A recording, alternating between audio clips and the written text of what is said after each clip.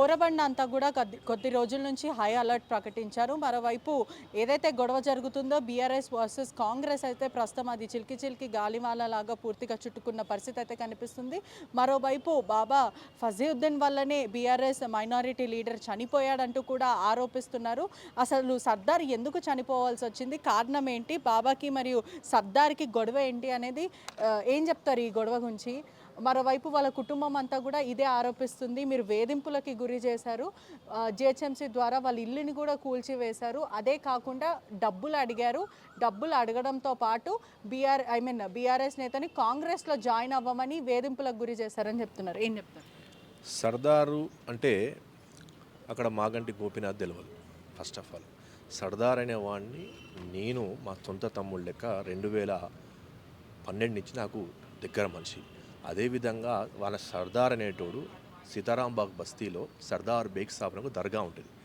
ఆ యొక్క మొక్కుతో సర్దార్ అనేవాడు వాళ్ళ అమ్మగారికి మొక్కు పెట్టుకుంటే మొక్కు చెల్లించిన తర్వాత అతను సర్దార్ బేగ్ సాబ్ యొక్క పేరు పెట్టుకోవడం జరిగింది. అంటే దీన్ని బట్టి మీరు అర్థం చేసుకోవడం అతనితో నాకున్న సాన్నిధ్యం ఎంత.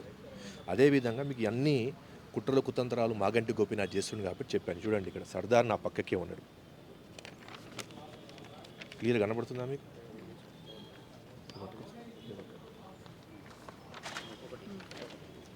ఇవ్వండి, చూడండి, 2022 సర్దారు నా పక్కకి ఉన్నాడు. ఇక్కడ చూడండి, క్లియర్ కనబడుతుంది. ఇవ్వండి, కోవిడ్ సమయంలో రైట్ సైడ్ నేనున్నాను, లెఫ్ట్ సైడ్ సర్దార్ ఉన్నాడు. అయితే అదేవిధంగా సర్దారు చనిపోయినప్పుడు నీలిమా హాస్పిటల్ తీసుకుపోయినప్పుడు వాళ్ళు క్లియర్గా డయింగ్ డిక్లరేషన్, షాడ్ తగిలింది, కింద పడిపోయిండు అని చెప్పి మాట్లాడితే వాళ్ళు ఇంటి కుటుంబ సభ్యులు తీసుకొని వెళ్ళిపోతామని చెప్పారు.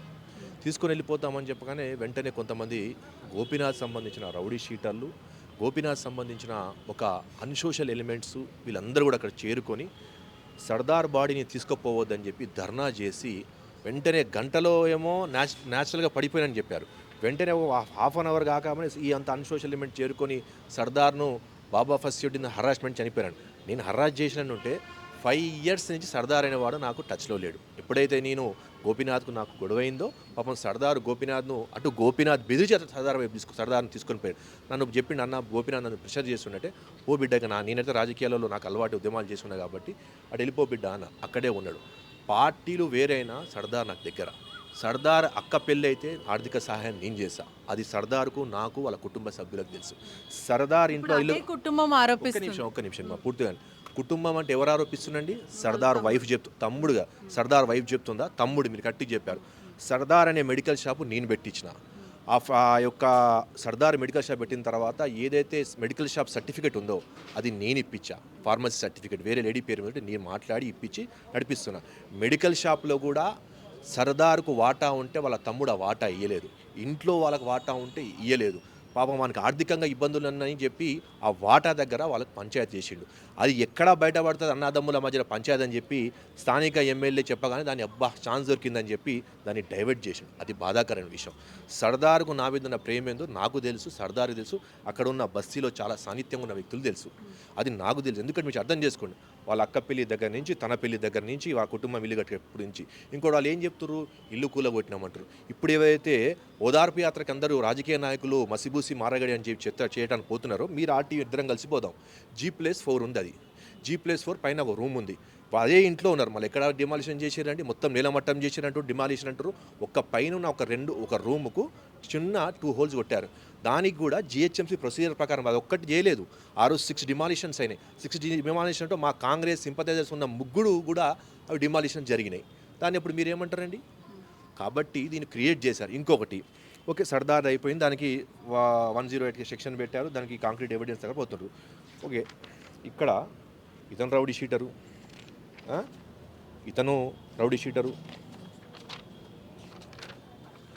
ఇక్కడ ఈయన దొంగ కేసులు పెట్టి బెదిరించేటోడు, ఈయన రేపిస్టు, ఈయన ఫైనాన్సరు, ఇచ్చి 20% ఫైనాన్సర్ బెదిరించేటోడు. 2025 నేను చెప్పాను నా ప్రాణానికి హాని ఉందని, ఐజీ ఇంటెలిజెన్స్కి ఇచ్చాను. తర్వాత నాంపల్లి దర్గా పెద్ద ఉరుసు. మా కుటుంబ సభ్యులు దాదాపు 50-60 సంవత్సరాలు మా నాయనమ్మ గారు, నేను, మా అమ్మగారు, మేమందరం పోతాం. ఇక్కడ చూడండి మీరు.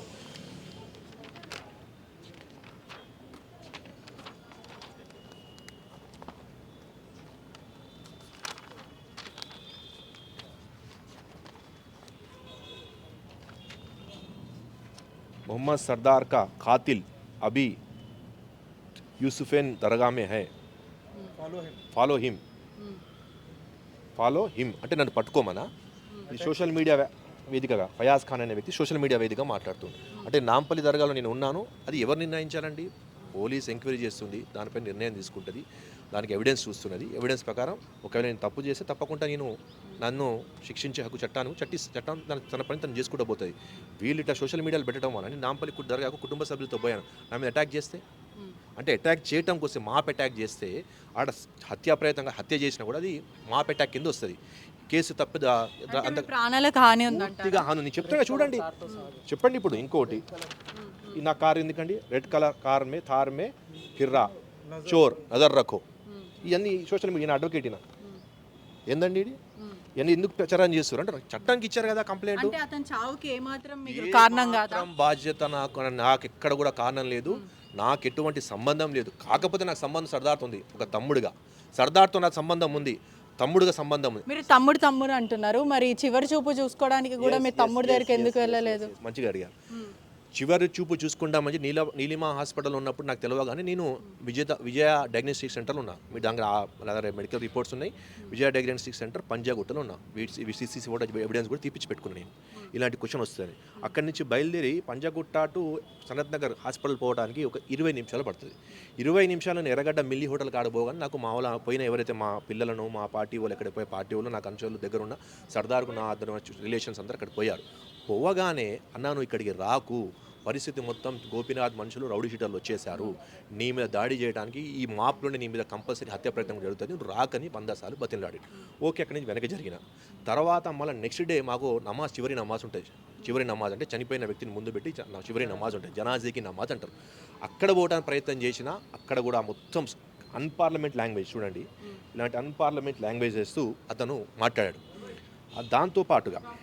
దాంతోపాటుగా గ్రేవ్ యార్డ్కి పోదాం అనుకున్నా, గ్రేవ్ యార్డ్ కూడా పోనీలేదు. ఇక మీరు అనుకోవచ్చు మళ్ళీ ఇన్ని రోజులు ఏం చేశారంటే లా అండ్ ఆర్డర్ ఇబ్బంది కావద్దు. ఒక ప్రజాప్రతినిధిగా ఒక గౌరవ హోదాలో ఉన్న, 2 సార్లు కార్పొరేటర్ గెలిచిన, డిప్యూటీ మేయర్ చేసిన కాబట్టి గౌరవ హోదాలో ఉన్నా కాబట్టి అన్సోషల్ ఎలిమినేట్ వల్ల నా బోరబండర్ ప్రజలకు ఇబ్బంది కలగొద్దని నేను అక్కడికి పోలేదు. అయితే ఇక చూడండి మీకు క్లియర్గా, ఒక ఎమ్మెల్యే ఎట్లా మాట్లాడతాడంటే దాడి చేయమంటాడా?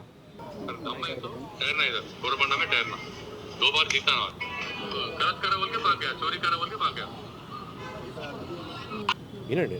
అంటే ఇప్పుడు మాగంటి గోపీనాథ్ గారు కూడా ఏం చెప్తున్నారు అంటే సంతాపం తెలియజేయడానికి మాత్రమే మేము వచ్చామంటున్నాం. మారుతే అంటే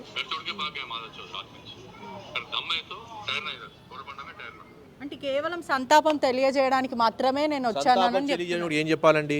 వాళ్ళ కుటుంబానికి భరోసా ఇవ్వాలి. సంతాపం తెలియజేయడం ఏం చెప్పాలండి? వాళ్ళని ఆర్థికంగా ఆదుకునే ప్రయత్నం చేయాలి. సంతాపం తెలియజేయడానికి వచ్చిన ఏం చేయాలండి?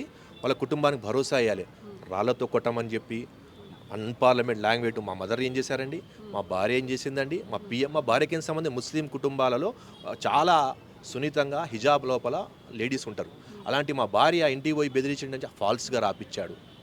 తను ఒక క్రిమినల్ అడ్వకేట్ని పంపించి ఏం పని అండి? మీరు చట్టం మీద నమ్మకం ఉంటే ఆగాల్సింది. అసలు మీకు మాగంటి గోపీనాథ్కి ఎప్పటి నుంచి చెడింది? అసలు ఏంటి గొడవ? మీకు తరచూ కాంట్రవర్సీ అవుతూనే ఉంటుంది, ఏంటి? ఈరోజు టీఆర్ఎస్ పార్టీలో నేను ఉన్నప్పుడు ఈరోజు కాంగ్రెస్ రావడానికి ముఖ్య కారణం పార్టీ తల్లి లాంటి పార్టీ టీఆర్ఎస్ కాదు, ముఖ్య కారణం మాగంటి గోపీనాథ్. తనకెక్కడ నేను పోటీగా వస్తాను, ఎందుకంటే జూబ్లీహిల్స్ నియోజకవర్గం అంటే 50 నుంచి 40% ముస్లిం మైనార్టీలు ఉంటారు. ఎక్కడ పోటీగా వస్తాను? నా ఆఫీస్ మీద దాడి చేయించి ఆఫీస్ తీపిచ్చాడు, తర్వాత నా అనుచరులపైన దాడి చేయించాడు. దాదాపు 2.5 సంవత్సరాలు నాకు పెట్టిన నరకబాధ సర్దార్ కన్నా ముందు నేను సూసైడ్ చేసుకో అంత నరకబాధను పెట్టాడు. దానికి ఒక ఎగ్జాంపుల్ చెప్తా. పక్కన అహ్మద్ నగర్ కార్పొరేటర్ షఫీ రాజకీయాలు వదిలేశాడు. పక్కన సదాశివ్ యాదవ్ కార్పొరేటర్ ఎర్రగడ్డ, అతను రాజకీయాలు వదిలేశాడు. వెంగళరావు నగర్ కార్పొరేటర్ కిలాడి మనోహర్ టీఆర్ఎస్ పార్టీ వదిలేసి బీజేపీకి వెళ్ళిపోయాడు. Isuguda corporator Sanjay Goud TRS party వదిలేసి కాంగ్రెస్కి వెళ్ళిపోయాడు. ఎంత మెంటల్ టార్చర్ ఉంటుంది. గోపీనాథ్ టార్చర్ ఎట్టుంటుంది అంటే అక్కడ మీరు జూబ్లీస్ నియోజకవర్గం ప్రజాప్రతినిధులు అడిగితే చెప్తారు. అది అలాంటి వ్యక్తి ఈరోజు ఇంకోటి మా దగ్గర ఒకటి చనిపోయారు, మీకు క్లియర్ ఇంకోటి కూడా చూపిస్తాను. ఒక్క నిమిషం మీకు ఇంకో వీడియో చూపిస్తాను. అంటే మీకు వాస్తవం తెలవాలి కాబట్టి చెప్తాను తల్లి. ఆయన ఏమంటుండు, సూసైడ్ నోట్ లేదు, ప్లస్ ఇక్కడ చూడండి, ఇది వినండి మీరు. హలో, నా పేరు శ్రీనివాస్ గౌడ్. వినండి. నా పేరు శ్రీనివాస్ గౌడ్. నేను ఆత్మహత్య చేసుకున్నాను. ఏం చెప్తున్నారు వినండి మీరు కొద్దిగా. చాలా సఫర్ అయ్యి. ఫస్ట్ పేరు అది ఆన్ చేయండి వీడియో. ఆయన గోపీనాథ్ చేతి కింద రైట్ హ్యాండ్ అంట. ఏం చెప్తున్నారు మీరు చెప్పండి. మా దగ్గర బోరాబండలో ఒక 6-7 నెలల క్రితము గోపీనాథ్ అనుచరులు చెబితే ఆయన సూసైడ్ నోట్ రాసి సూసైడ్ వీడియో పెట్టి చనిపోయాడు. అంత హరాస్మెంట్ చేసి చంపిండు. మరి పలువురు బోరబండ అంతా కూడా మీరే గుండాలాగా ప్రవర్తిస్తున్నారు, అందరినీ వేధింపులకు గురి చేస్తున్నారు, డబ్బుల కోసం ఏదన్నా చేస్తారు మీరు అని కూడా ఆరోపిస్తున్నారు. ఏం చెప్తారు? క్లియర్గా మా నాన్నగారు కట్టిన ఇల్లు 10/15 రూమ్లో ఉంటూ బోరబండ అభివృద్ధి కోసం దాదాపు 160 కోట్లు తీసుకురావడం జరిగింది. అదేవిధంగా సెకండ్ టైం కార్పొరేటర్గా నేను వేధింపులు చేస్తే హైదరాబాద్ నగరంలో 2020లో top majority 150 corporator 75% top majority వచ్చిన టాప్ 1లో ఉన్న కార్పొరేటర్ నేను మన ఆరోపణ చేస్తే ఏమవుతుందండి? ఒకవేళ నేను హరాస్మెంట్ చేసి నేను ఏమైనా బెదిరిస్తే సెకండ్ టైం అంత మెజార్టీ ఎట్లా గెలుస్తా అండి? స్వల్ప మెజార్టీతో బయటపడాలి. టాప్ మెజార్టీ అంటే అర్థమైంది ప్రజలు నా వైపు ఉన్నట్టు. ప్రతిపక్ష నాయకులు, రాజకీయ నాయకులు నిరాధారమైన ఆరోపణలు చేయటం కామన్. కాంక్రీట్ ఎవిడెన్స్ చూపియండి. ఒక ఆత్మహత్యను